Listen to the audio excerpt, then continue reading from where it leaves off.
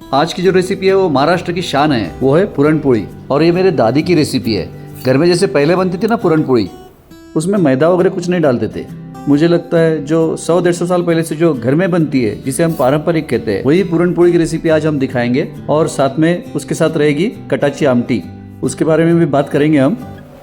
जी chef. और ये बहुत सारा मैंने नाम भी सुना था, कभी देखा नहीं था, कभी खाया नहीं था, आज मौका मिला है।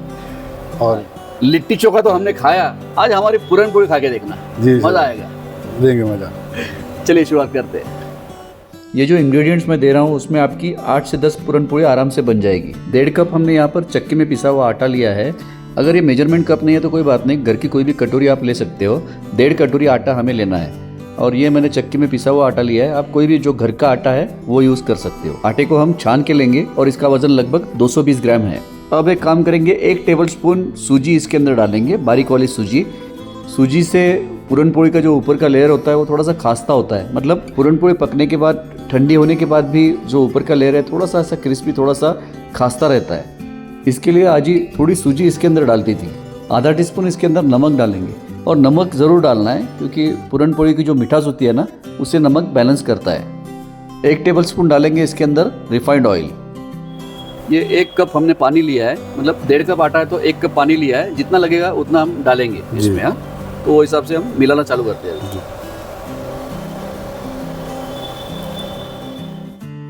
कई लोग आटे में थोड़ी हल्दी भी डालते हैं, लेकिन मैं यूज़ नहीं करता हूँ। आपको डालना है तो आप डाल सकते हो। और आधा टेबलस्पून हम इसके अंदर तेल डालेंगे और इसे अच्छे से और गूंदना है 2-3 मिनट के लिए। मेरे हिसाब से पानी की क्वांटिटी अब करेक्ट है, तो इसका मतलब हमने 3/4 कप पानी इसके अंदर यूज़ किया है, और ये 1/4 कप जो पानी है ये हमारा बचा हुआ है। अगर आप सिर्फ आटे से बनाना चाहते हो पुरणपोळी, तो इसे अच्छे से गूंदना बहुत ज़रूरी है। तभी आपको जो इसके अंदर स्ट्रेच चाहिए, पुरणपोळी मतलब फैलनी चाहिए ना पुरणपोळी, तो वो स्ट्रेच आपको गूंदने से ही मिलेगा। अगर आप थोड़ा सा मैदा इसके अंदर यूज़ करना चाहते हो तो कर सकते हो। कई लोग इसके अंदर 1 कप आटे के लिए 1 कप मैदे का इस्तेमाल करते हैं, या 1 कप आटे के लिए आधा कप मैदा भी यूज़ करते हैं। लेकिन हम यहाँ पर सिर्फ आटे की पुरणपोळी बना रहे हैं, तो इसके लिए इसे अच्छे से गूंद लेंगे। जी, थोड़ा सा ऑयल डाल के उसे रेस्ट के लिए रखते हैं। हो गया ना? 1 मिनट दिखा देते हैं। ये देखिए कितना सॉफ्ट और कितना बढ़िया ये बन चुका है। यही टेक्सचर हमें चाहिए। अब इसे ढक के रखते हैं कम से कम आधे घंटे के लिए, तब तक दाल पका लेंगे। 1 कप हमने चना दाल ली है, जिसका वजन है लगभग 180 ग्राम। अब कुकर में 1 कप चना दाल ये डाल देंगे और 4 कप इसके अंदर डालेंगे पानी। दाल पहले भिगानी नहीं है। अगर ज़्यादा पहले भिगा लेंगे ना हम लोग दाल, तो मराठी में जिसे कहते हैं हम लोग पानचट, इसका मतलब पानी की क्वांटिटी उसमें ज़्यादा हो जाती है। तो इसके लिए पहले भिगानी नहीं है दाल। जी। अब इसे पकाने के लिए रख देंगे। ये कितना सीटी होना चाहिए? इसको कम से कम 6 सीटी हमें करना है। इससे दाल एकदम सॉफ्ट हो जाएगी और अच्छे से गलेगी। 6 सीटी से करके पका लेते हैं। जी। दाल जब तक पक रही है तब तक हम गुड़ कट कर लेंगे, और 3/4 कप हमें गुड़ लेना है और 1/4 कप हमें शक्कर लेनी है। साथ ही साथ गुड़ का और शक्कर का वज़न कितना होता है वो भी देख लेंगे। ये देखिए 3/4 कप हमने यहाँ पर गुड़ लिया है और इसका वज़न भी कर लेंगे। ये देखिए, ये है 120 ग्राम। अब इसी में शक्कर भी लेंगे 1/4 कप। वैसे तो इसे सिर्फ गुड़ से भी बना सकते हैं, लेकिन थोड़ी शक्कर और गुड़ का जो कॉम्बिनेशन है इससे और भी टेस्टी बनती है। ये देखिए 1/4 कप मैंने शक्कर डाली है। ये देखिए 60 ग्राम शक्कर है। सीटी होने के बाद भी अभी 6 सीटी हो गई है। अभी गैस बंद कर देंगे, लेकिन तुरंत खोलना नहीं इसे। 10 मिनट इसे इसी तरह से रखना है ताकि दाल और भी अच्छे से गल जाती है। जी। अब इसे खोल लेते हैं। ये देखिए दाल बहुत अच्छे से गल चुकी है, बिल्कुल अच्छे से पक चुकी है दाल। अब क्या करेंगे, ये दाल है इसे छान लेंगे, ठीक है। और ये पानी है जो कट है, कट इसे कहते हैं, इसी पानी की हम कटाची आमटी बनाएंगे। मतलब इसके साथ खाई जाती है, वो एक दाल जैसी होती है, बहुत बढ़िया रहती है। इसका ही बनता है क्या? हाँ, इसी का बनता है। इसका पानी पूरी तरह से अच्छे से निकालना है, और जब दाल गर्म है उसी टाइम पे इसे हमें मैश करना है। अब घर में तो दादी जो बनाती थी वो पाटा वरवंटाला क्या बोलता था? सिलवट्टा। सिलबट्टा। घर में आजी जब बनाती थी इसे तो सिलबट्टे के ऊपर बनाती थी, इसे क्रश करके अच्छे से बनाती थी। लेकिन आज थोड़ी सी अलग तरीके से बनाएंगे जो एकदम बनाने में आसान है जी। जब दाल गर्म है तभी हम कुकर में इसे डाल देंगे वापस से, और ये पाव भाजी मैशर से इसे मैश करेंगे, और साथ ही साथ एक काम करेंगे, जो गुड़ और शक्कर है वो भी इसके अंदर अभी डाल देंगे। अभी जाएगा? अभी जाएगा। जो सिलबट्टे पे जो चीज़ें बनती थी पहले, उसकी खुशबू अलग ही थी ना जी। हा? जो चटनी बनती थी, हम लोग मराठी में वाटन कहते हैं। कोई भी सब्जी बनानी है तो उसके लिए वाटन बनता है, तो वो सिलबट्टे पे जब वाटन बनता है ना, तो उसकी टेस्ट मैं क्या बताऊँ आपको, ज़बरदस्त। सिलवट्टे का जवाब कहीं नहीं है। बिल्कुल नहीं है, सच में। गुड़ और शक्कर इसके अंदर डाल देंगे। अब ये सब डालने के बाद थोड़ा पानी छूटने वाला है, इसे थोड़ा लिक्विड होने वाला है, लेकिन उसे रिड्यूस करना है हमें। स्लो फ्लेम में? हाँ, स्लो फ्लेम पे इसे रिड्यूस करना है। एक 3-4 मिनट हमें इसे अच्छे से रिड्यूस कर लेना है। या पूरण यंत्र होता है, पूरण यंत्र का भी इस्तेमाल कर सकते हैं आप, लेकिन सबके घर में ये सब चीज़ें नहीं होती है, इसके लिए मैं आसान तरीका बता रहा हूँ जी।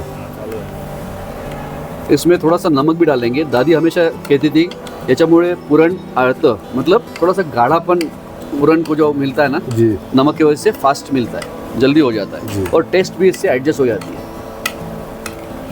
ये तो सिर्फ दाल का बन रहा है, वो चने दाल का ही है। बट जी। हमारा जो भुना हुआ चना होता है, हाँ हाँ, उसकी बहुत सारी डिशेस जो होती है हमारी उस चने की बनती है। बराबर, सत्तू की जैसे। सत्तू। हाँ, और डाल देंगे इसके अंदर इलायची पाउडर 1 टीस्पून। सबसे इम्पोर्टेंट इसका जो इंग्रेडिएंट है वो है जायफल। जी। ये डालना ही है हमको, और अच्छी क्वांटिटी में डालना है। तो बहुत सारे त्यौहार पर पूरन पोड़ी बननी है, जैसे महालक्ष्मी हो, पोड़ा हो, फिर नवरात्रि में बनता है, और सबसे इम्पोर्टेंट तो होली है। होली में तो बनना ही है। हाँ। बस ये देखिए, ये मैंने इतना जायफल डाला है इसके अंदर। इसको अब वापस से अच्छे से चलाएंगे इसे। जी। हमने इसे अच्छे से 5 मिनट इसे गैस के ऊपर इस तरह से अच्छे से रगड़ा है। जी। अब ये पूरन हो गया, ये कैसा पता चलेगा? तो आप कोई भी चम्मच से या इससे आप इसे हाथ पर थोड़ा सा लीजिए, और हाथ पर लेकर ना इसे थोड़ा सा इस तरह से घुमा के देखिए। ये जैसे लड्डू बनता है ना, उस तरह से ये बनेगा। इसका मतलब ये पूरन हो चुका है। जी। अब इसे निकाल लेंगे। जी सर। अब ये स्टेप बहुत इंपॉर्टेंट है। किचन में कोई भी तार वाली जो छन्नी होगी उसे आपको लेना है, और ये पूरन जब गर्म है तभी इसके अंदर डाल के इसे चम्मच से थोड़ा घुमाएंगे, ताकि ये मिक्सचर पूरी तरह से स्मूथ हो जाएगा और कोई भी दाना इसके अंदर नहीं रहेगा। क्योंकि दाल के दाने अगर पूरन के अंदर रहेंगे ना, तो पूरन ठीक से फैलेगा भी नहीं, और पूरन पोड़ी हमारी फट सकती है। ये जो कट है ना, ये डाल देंगे कुकर के अंदर। आजी हमेशा ऐसे ही करती थी, मतलब वेस्टेज भी नहीं होता है, और ये जो पूरन है बचा हुआ, ये भी इस पानी के अंदर घुल जाता है, वेस्टेज नहीं होता है इससे, और थिकनेस भी मिलता है। जी सर। सबसे छोटी छोटी चीज़ें बहुत इंपॉर्टेंट है। इम्पोर्टेंट है सर। अब ये जो पूरन है हमें अच्छी तरह से ठंडा कर लेना है।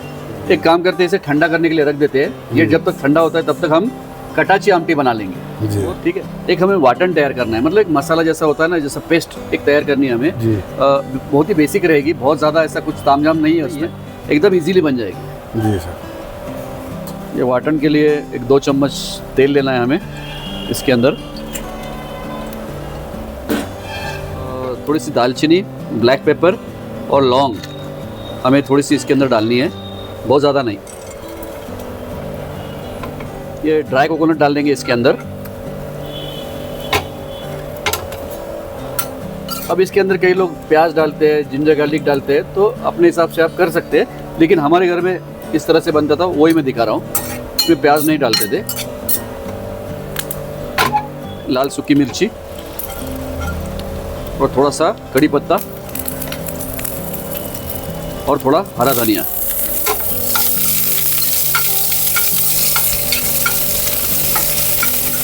इसकी खुशबू इतनी बढ़िया होती है ना। बस ये हो गया है। बनाना है। हाँ, अब एक काम करते हैं, इसकी मिक्सर में से पेस्ट बना लेते हैं। जी सर।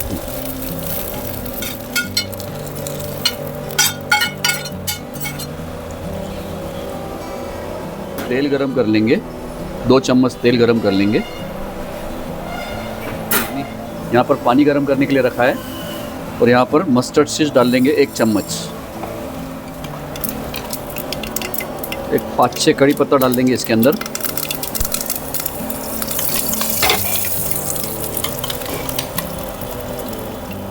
और थोड़ा सा हींग बहुत ज़रूरी है। अब डाल देंगे वाटन इसके अंदर, जो पेस्ट हमने बनाई है। खुशबू अच्छा है। खुशबू तो ज़बरदस्त आ रहा है ना। इसमें पीसने के बाद थोड़ा पानी डाल के, वाटन का पानी है थोड़ा मिक्सर में का, वो भी डाल देंगे। इसे भूनते रहेंगे 2 से 3 मिनट। जी। अब डालना है इसमें 1/4 चम्मच हल्दी, आधा चम्मच लाल मिर्च पाउडर, और अगर है तो थोड़ा सा कश्मीरी चिली पाउडर भी आप डाल सकते हो। मेरे पास से तो मैं डाल रहा हूँ, कोई ज़रूरी नहीं है, लेकिन कलर थोड़ा अच्छा इससे और खिल के आता है। जी। वो डाल देंगे। थोड़ा सा जीरा पाउडर, और ये गोड़ा मसाला मैं इसके अंदर डाल रहा हूँ, वो 1 चम्मच डाल रहा हूँ। इसकी रेसिपी हम जल्दी शेयर करेंगे। इससे बहुत खुशबूदार बनती है कटाची आमटी। गोड़ा मसाला मतलब क्या है सर? ये महाराष्ट्रियन मसाला होता है, जिसके अंदर दगड़ फूल है, ब्लैक पेपर होता है, बड़ी इलायची होती है, लौंग होती है, काली मिरी होती है, इससे, और कोकोनट भी होता है इसके अंदर। तो इससे एक अलग तरीके का मसाला बनता है ये।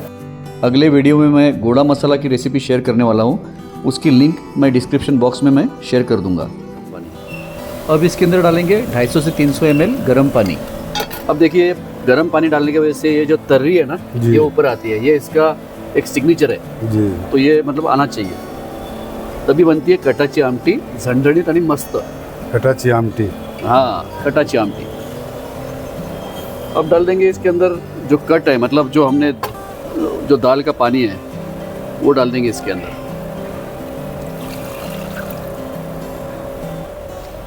पिछले टाइम हम लोग वड़ा भात भी खाए थे, हाँ, बहुत मजा आया उसे खा के। आज भी ऐसे मजा आने वाला ऐसे ही है। भूख लगा। थोड़ा सा नमक डालते हैं इसके अंदर। हाँ। चिंचेचा कोळ 2 चम्मच इसके अंदर जाएगा, मतलब इमली का पानी। तो थोड़ा सा गुड़ भी आप इसके अंदर डाल सकते हो, छोटा सा पीस, टेस्ट बैलेंस करने के लिए। जी।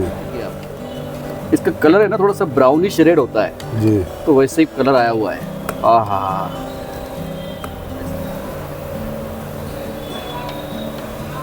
एक 10 मिनट हमने इसे अच्छे से उबाल लिया जी। है और ये रेडी हो चुका है। अब सबसे लास्ट में डालना है इसमें हरा धनिया, बहुत सारा हरा धनिया।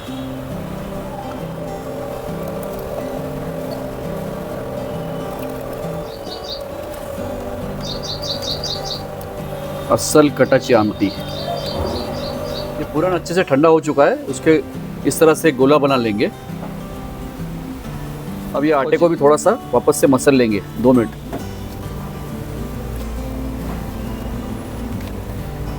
और जो ये पूरन का जो साइज है उससे थोड़ी सी छोटी ये गोली होनी चाहिए। ये देखिए,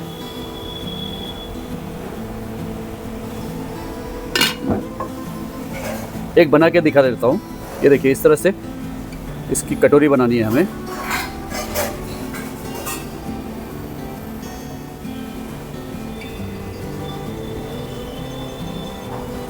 और पूरन को थोड़ा दबाना है नीचे, इस तरह से।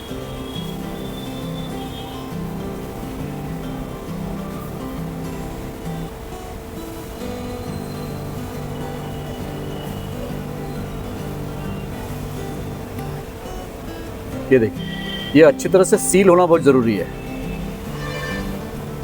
और इसे इस तरह से फोल्ड कर देना है। जी। तो इसे हाथ से प्रेस करेंगे।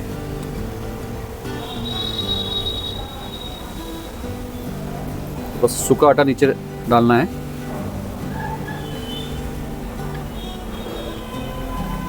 सबसे पहले तो हाथ से ही प्रेस करना है इसे।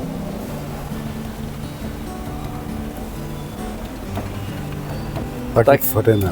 हाँ, ताकि वो फटेगा भी नहीं और अच्छे से फैलेगा पूरन।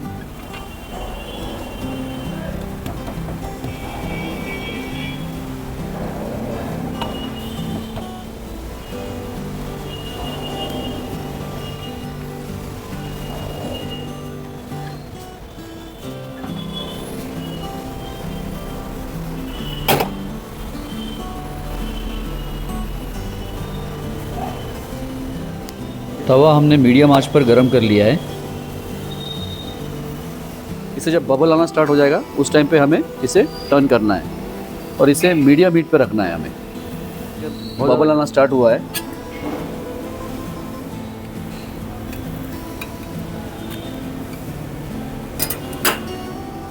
अब इसके ऊपर डालेंगे देसी घी। इसे कर लेंगे टर्न और अब डालेंगे इसके ऊपर घी।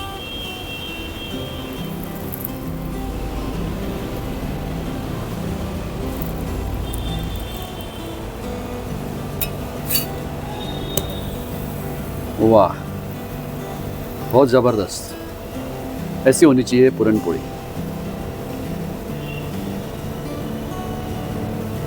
अब इसे निकाल लेंगे।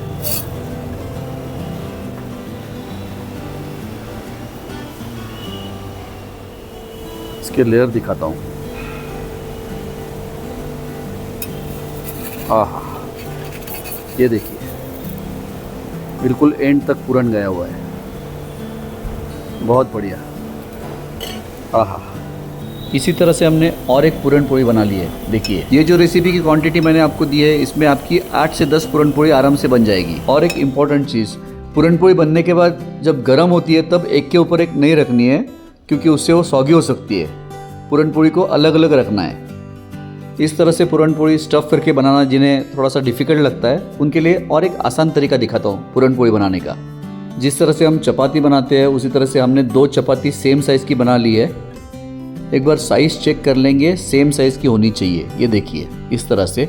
और एक चपाती के ऊपर हमने पूरन अच्छे से स्प्रेड कर दिया है। सिर्फ कॉर्नर की जो जगह है उसे हमने छोड़ दिया है। हल्का हाथ पानी में गीला करके पूरन को आप अच्छे से स्प्रेड कर सकते हो। अब दूसरी चपाती ऊपर रख देंगे और ये कॉर्नर से इस तरह से प्रेस कर देंगे। कॉर्नर में पानी लगाने की जरूरत नहीं है, सब साइड से अच्छे से प्रेस करना है ताकि कहीं भी गैप नहीं रहनी चाहिए। माफ करना मैं इसे चपाती करके बोल रहा हूँ, लेकिन आप समझ जाओगे। आई मीन चपाती के लिए जैसे लोई बेलते हैं।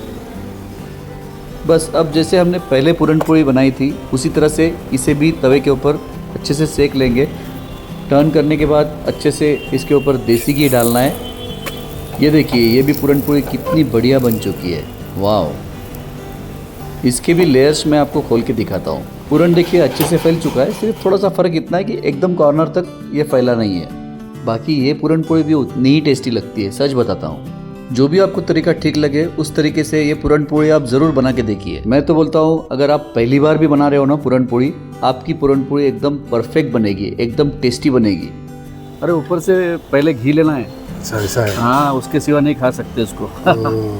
ये बहुत ज़रूरी है। हाँ, अब मैं भी बोल सकता हूँ कि मैं भी पूरन पूरी खाया है। जी बिल्कुल।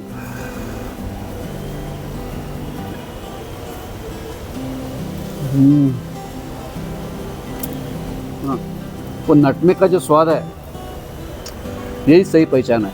एक चीज़ आपको बोलता हूँ और आपको भी बोलता हूँ कि पूरन पोड़ी की जो असली पहचान है ना, वो कितनी वो फूल रही है उसके ऊपर नहीं है।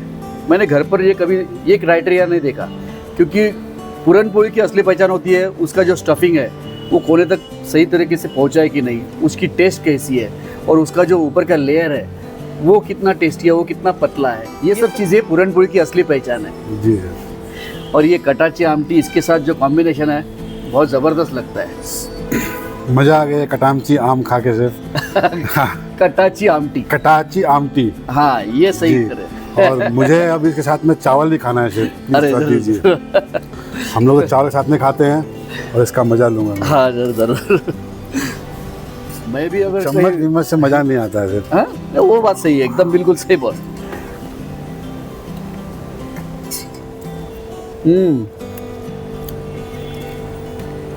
जबरदस्त, मज़ा आ गया सर इसको खा के। आज तो रेसिपी मैंने डिटेल में शेयर की है आपके साथ, इसे ज़रूर बना के देखिए। आज का वीडियो अच्छा लगा तो ज़रूर लाइक कीजिए, कमेंट करके मुझे बताइए, और देव्स किचन को अभी तक सब्सक्राइब नहीं किया होगा तो वो भी कीजिए, और बेल आइकॉन ज़रूर दबाइएगा ताकि मेरे आने वाले वीडियोज़ की इन्फॉर्मेशन आप तक पहुँचती रहेगी। Thanks for watching this video. जय हिंद, वंदे मातरम, भारत माता की जय।